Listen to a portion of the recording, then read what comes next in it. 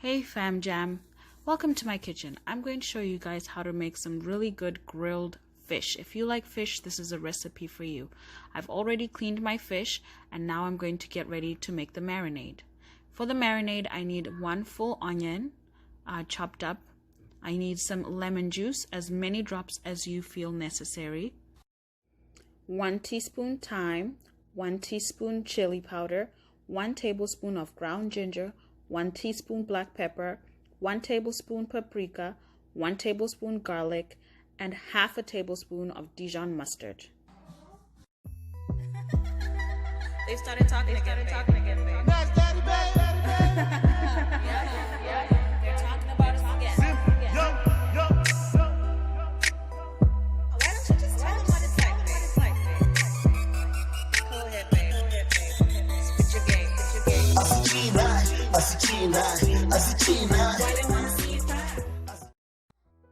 Okay, so now I'm going to blend all those spices together with the onion.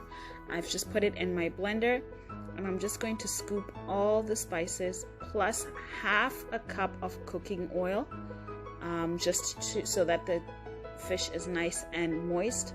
And like I said, as many drops of the lemon juice as you need to taste. I would say about 4 or 5 drops of squirts, not drops. Then put in the spices.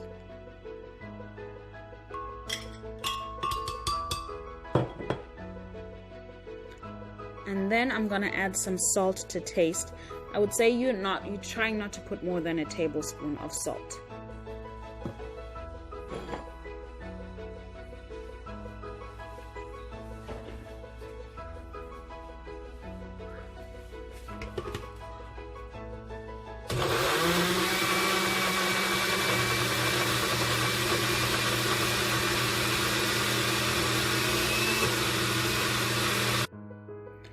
So now I'm going to put the marinade on the fish. This marinade smells so divine right now.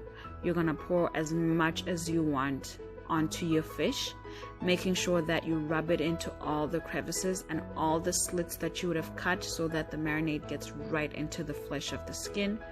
Try to get right into the stomach incision as well and get as much of the juices of the marinade in your fish.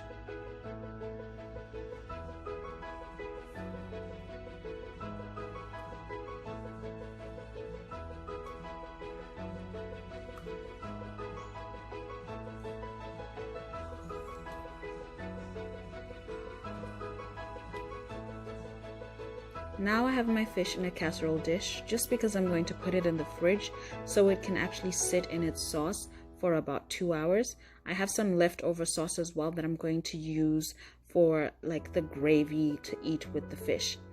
I am now putting my fish in the fridge with some saran wrap to trap all the flavors, and I'll deal with it in 2 hours. So here's a trick for you guys. Always put your fish right on the grate, obviously cleaned, the grate of your oven, so one of the shelves or whatever they're called, and underneath you can have some vegetables that are going to roast as well, and basically the fish juices will drip into those vegetables and just give it an extra flavor. So once you have your fish on your grate or your tray or whatever it is, you are going to get the rest of your marinade and you're just going to add some more onto the fish. You're gonna rub so much on it because when it starts grilling, it's gonna basically get a little bit crispy, and so you want as much of your marinade as possible. Then you're just going to close your oven up, and I forgot to preheat my oven, so you're going to see me heat it up in a second, but you should have preheated your oven by now on broil to about 400 degrees Fahrenheit. So here I am now putting it on 400 degrees Fahrenheit, and I'm going to set my timer just so I don't forget, because a broiler burns really hot, to 15 minutes. Then I'll turn the fish over.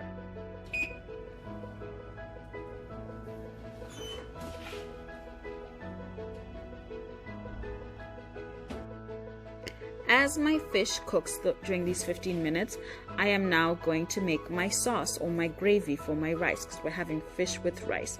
So I'm taking 3 tablespoons of my sauce or my marinade, and I'm also going to add some onions, the leftover chopped onions to this.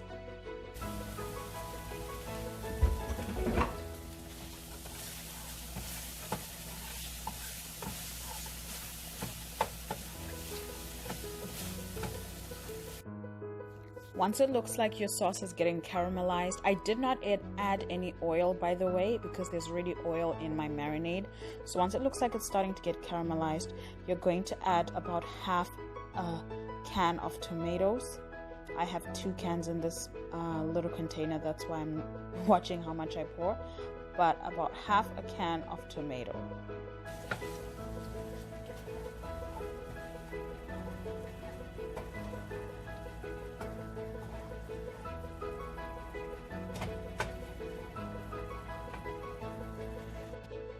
So at this point, my sauce has been bubbling now, and it's been cooking for about 2 minutes. I'm going to add half a cup of milk, and this is just to reduce the lemon flavor, because remember there was lemon in there. So to just not make it as tangy and better on the palate for eating it with rice. So that's why I've added some milk. And this sauce is absolutely divine, guys. It's so good. Once you're done stirring it, you're going to leave it on a medium heat for about another 3 to 5 minutes. I've left my sauce for about 5 minutes. It's now very much ready. Here's me trying to show you what it looks like. It's not too thick and it's not too runny. It's just the right consistency. So it's very delicious, like I said, and it goes really well with the rice and the fish.